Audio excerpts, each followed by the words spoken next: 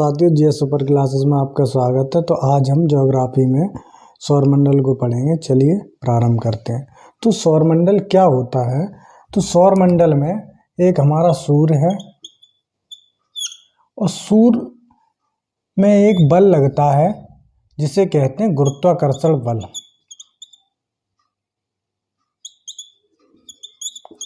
और इसी गुरुत्वाकर्षण बल के कारण अन्य आकाशीय पिंड हैं सूर्य के चारों ओर चक्कर लगाना चालू कर देते हैं। तो जिनमें 8 ग्रह आते हैं। उपग्रह की संख्या लगभग 170 से ज़्यादा है। इसके बाद क्षुद्र ग्रह, धूमकेतु, उल्कापिंड, हमारे आ जाएंगे धूलकण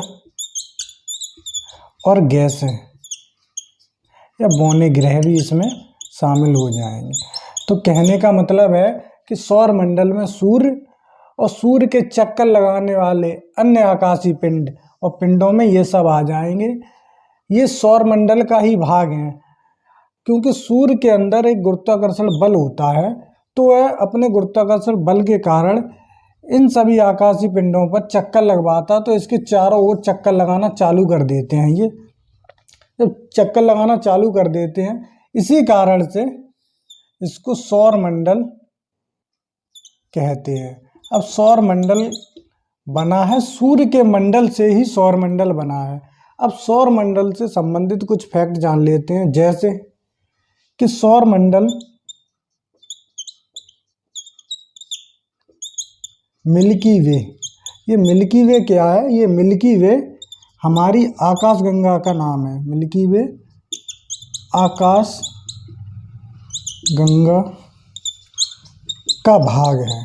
ठीक, अब आपसे पूछ ले कि सौरमंडल का जनक किसे कहते हैं? तो सौरमंडल का जनक निहारिका को कहते हैं। जनक किसे कहते हैं? निहारिका को।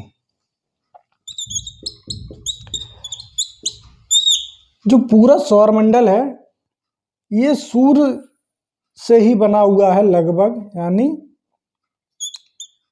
सौरमंडल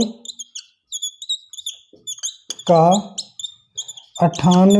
99.8% भाग सूर्य में निहित है। निहित का मतलब है कि सौरमंडल का 99.8% भाग सूर्य से ही बना हुआ है। मतलब कि मान लो किसी के पास एक घर में 100 रुपये हैं, तो 100 रुपये जिसमें से 99.8 रुपये किसके पास हैं? सूर्य के ही पास हैं। तो इसी कारण से सबसे अधिक भाग होने के कारण, या सौरमंडल में सूर्य का सबसे अधिक योगदान होने के कारण ही सूर्य को सौरमंडल का मुखिया कहते हैं।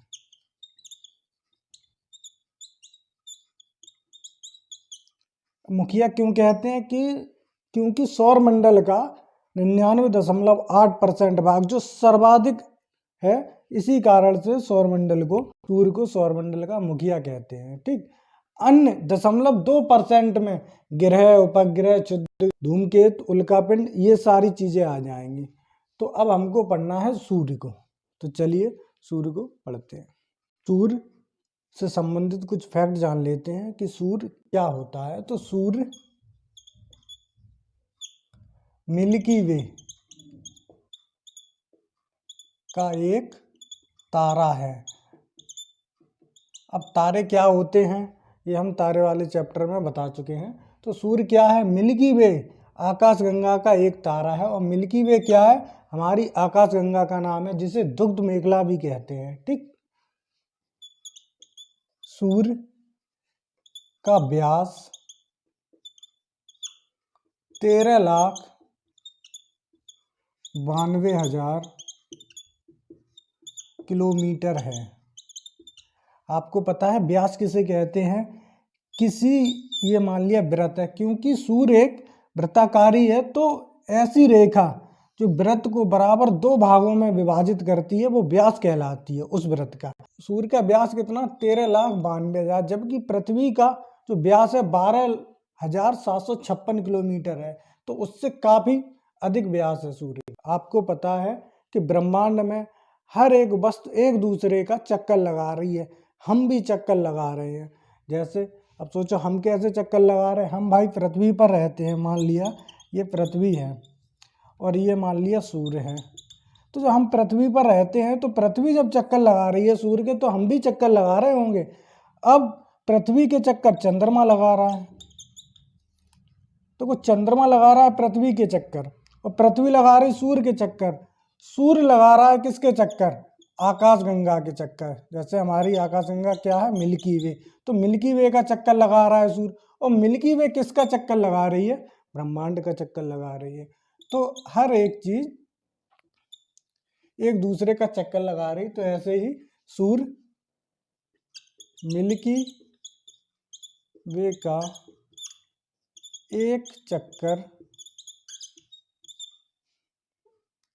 25 करोड़ वर्ष में लगाता है। जैसे जब पृथ्वी सूर्य का एक चक्कर 365 दिन में लगाती है, तो इससे क्या बनता है? इससे हमारे वर्ष बनते हैं। यानी पृथ्वी जितने समय में सूर्य का एक चक्कर लगाएगी उससे वर्ष बनते हैं। तो वैसे ही सूर्य जब मिल्की वे का एक चक्कर लगाएगा, इससे क्या बनता है? इससे ब्रह्मांड वर्ष बनती है, ब्रह्मांड वर्ष। ठीक, तो वर्ष में लगाता है, तो इसे ब्रह्मांड वर्ष कहते हैं। अब पृथ्वी सूर्य के चक्कर लगा रही है, तो पृथ्वी तो लगा रही है पश्चिम से पूर्व, लेकिन सूर्य पूर्व से पश्चिम गति करता है। कहने का मतलब है कि पृथ्वी पश्चिम से पूर्व घूमती है, जबकि सूर्य पूरब से पश्चिम चक्कर लगाता है, गति करता है। देखो, पूर्व से पश्चिम गति करने वाले 3 पिंड हैं। एक तो सूर्य, दूसरा शुक्र और अरुण। ये क्या हैं? ये तीनों ही पूर्व से पश्चिम चक्कर लगाते हैं। अगला पॉइंट है सूर्य से संबंधित। सूर्य ताप का 2 अरबवां भाग पृथ्वी पर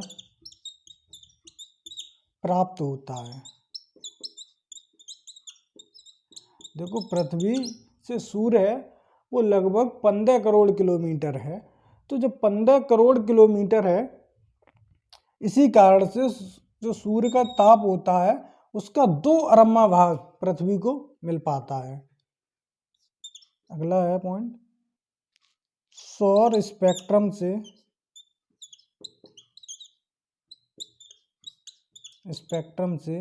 पृथ्वी पर 60 से अधिक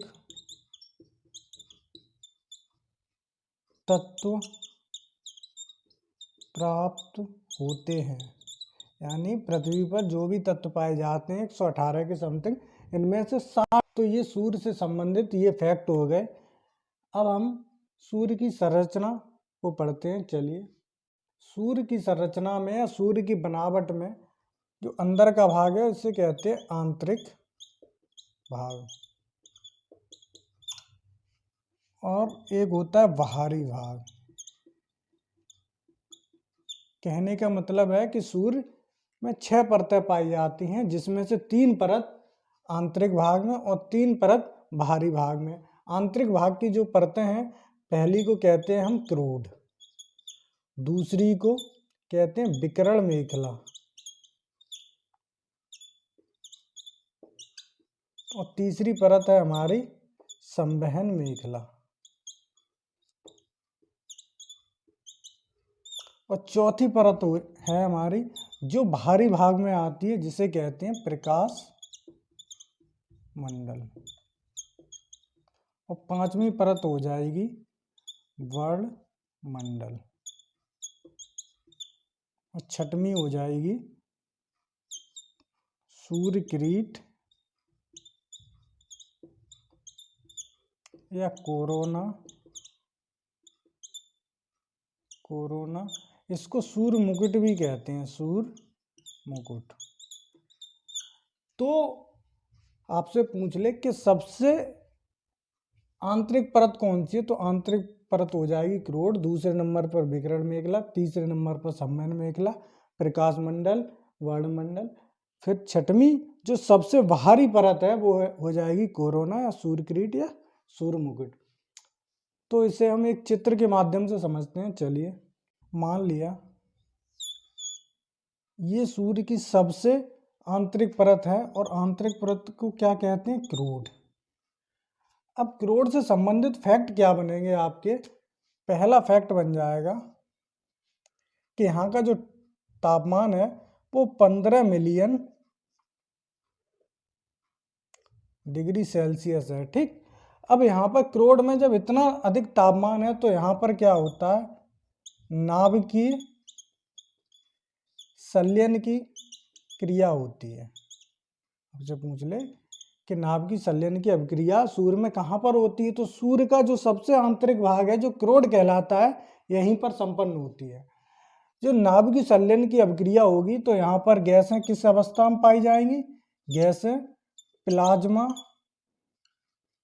अवस्था में पाई जाती हैं।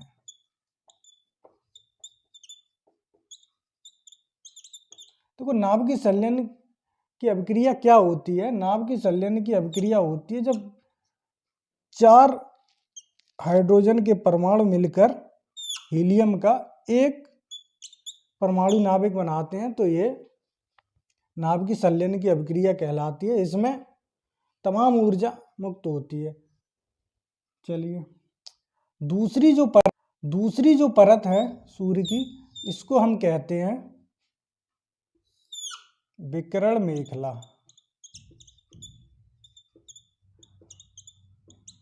विकिरण मेखला में क्या है कि यहाँ पर जो ऊष्मा है, अब ऊष्मा क्रोड में भाई नाभिकीय संलयन की अभिक्रिया हो रही है तो ऊष्मा तो यहाँ से क्रोड से बाहर निकलेगी। तो जो विकिरण मेखला वाली परत है इसमें जो ऊष्मा है या ऊर्जा विद्युत चुंबकीय तरंगों के रूप में निकलती है या बाहर आती है। ठीक, जो तीसरी परत है सूर्य की जिसे कहते हैं संवहन मेखला। संवहन मेखला में क्या होता है, जो ऊष्मा के ऊर्जा के कण हैं वो चक्रीय गति करते हैं।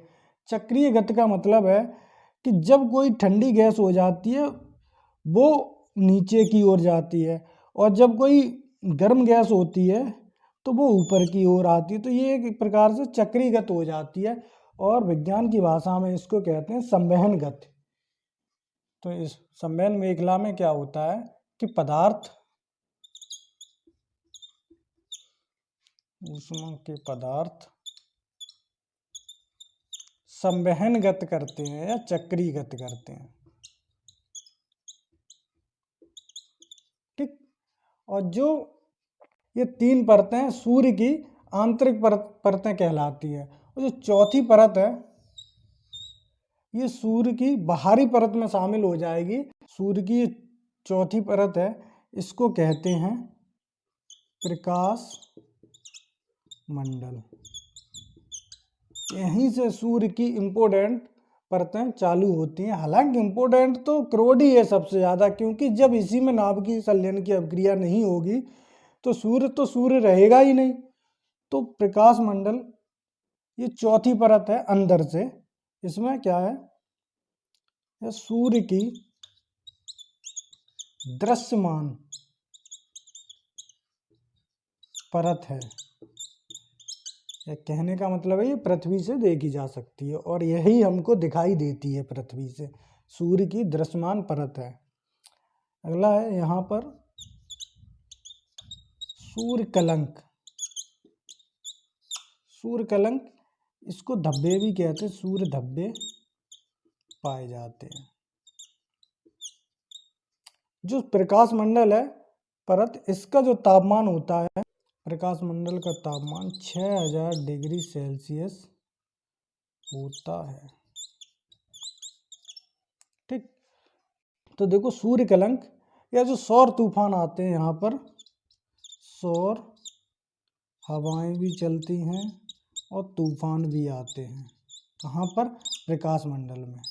ठीक, इनको अभी हम आगे बताएंगे कि सौर हवाएं, सौर कलंक या सौर तूफान क्या होते हैं। और जो पांचवी परत है अंदर से, इसको कहते हैं हम वर्णमंडल। और वर्णमंडल में क्या है कि इसका तापमान 6000 से 20000 डिग्री सेल्सियस के बीच में होता है। जो वर्णमंडल है सूर्य का वायुमंडल कहलाता है।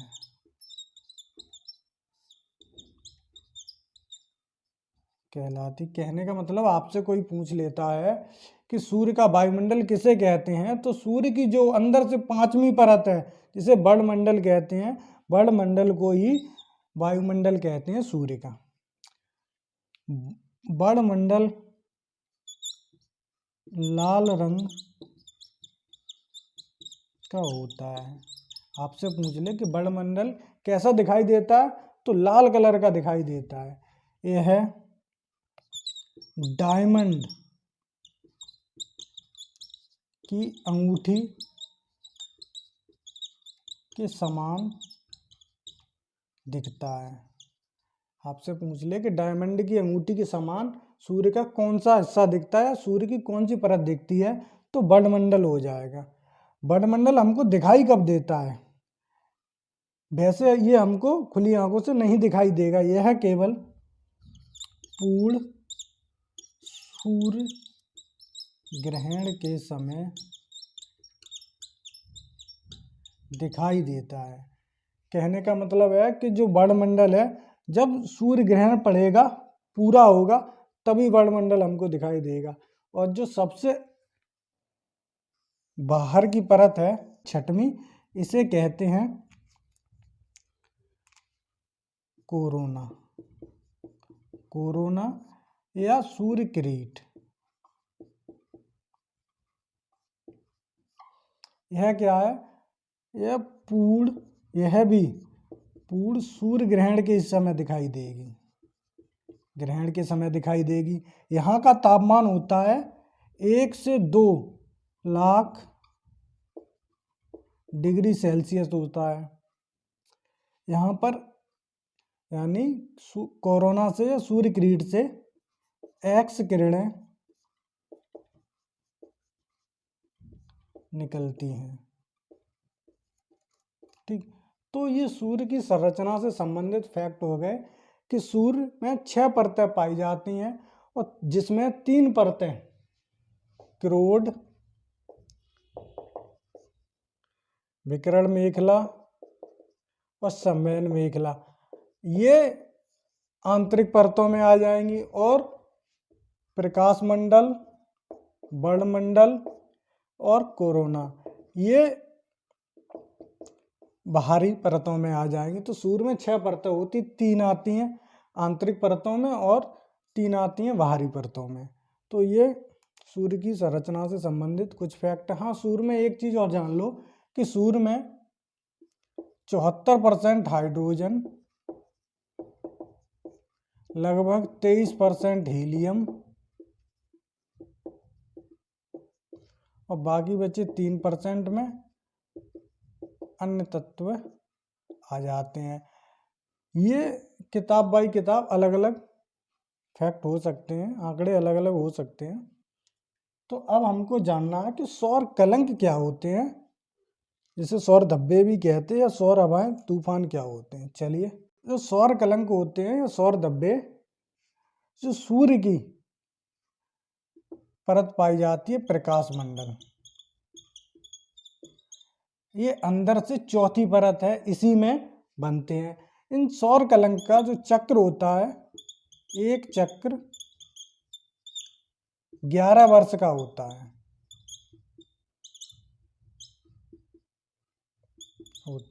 ये चक्कर का क्या मतलब है कि 11 वर्ष का होता है तो 5.5 वर्ष में तो ये बढ़ेंगे, उसके बाद लास्ट के 5.5 वर्ष में वहीं पे आ जाएंगे। कहने का मतलब है 5.5 वर्ष तक बढ़ेंगे, फिर जाके घटते ही चले जाएंगे। तो ऐसे करके 11 वर्ष का एक चक्कर होता है। जो प्रकाश मंडल परत पाई जाती है सूर्य में, वहीं पर बनते हैं। सौर कलंक का जो तापमान है, वैसे तो प्रकाश मंडल का तापमान 6000 डिग्री सेल्सियस होता है, लेकिन सौर कलंक का जो तापमान है, सौर कलंक का ताप लगभग 2700 डिग्री सेल्सियस से 4200 डिग्री सेल्सियस के बीच में होता है। जब सौर कलंक सूर्य में बनते हैं या इनका चक्र होता है तो ये सौर तूफान उत्पन्न करते हैं। देखो सूर्य में जब सौर कलंक बनेंगे, इनका चक्र 11 वर्ष का होता है, इनका तापमान 2700 से लेके 4200 के बीच में होता है। तो ये सौर कलंक सौर तूफान उत्पन्न करते हैं। ये सौर तूफान जब उत्पन्न होते हैं तो पृथ्वी पर इनसे क्या होता है, पृथ्वी पर सौर तूफान से संचार साधन का मतलब रेडियो है, मोबाइल है, जो भी कम्युनिकेशन के साधन हैं, टीवी है, इनमें बाधा उत्पन्न करते हैं। खराब नहीं करते, लेकिन बाधा उत्पन्न जरूर कर देते हैं। संचार साधन में बाधा उत्पन्न करते हैं।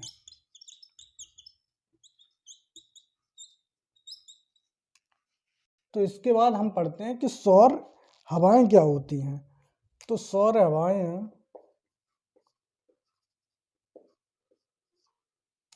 सूर्य से चलती हैं पृथ्वी की ओर में।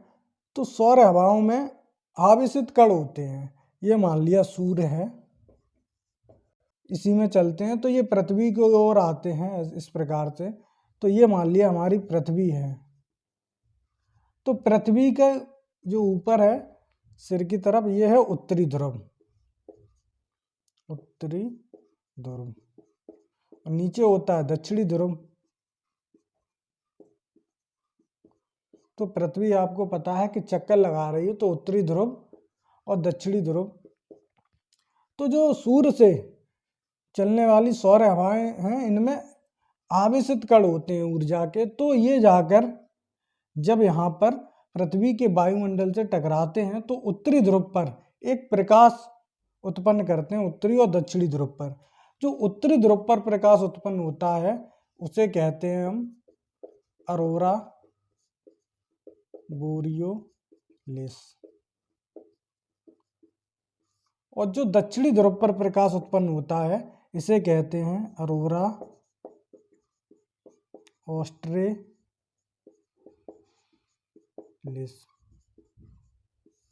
ठीक, तो आज हमने सौरमंडल के बारे में जाना। तो वीडियो अच्छी लगी हो तो लाइक तथा शेयर करें और चैनल को सब्सक्राइब करें। धन्यवाद।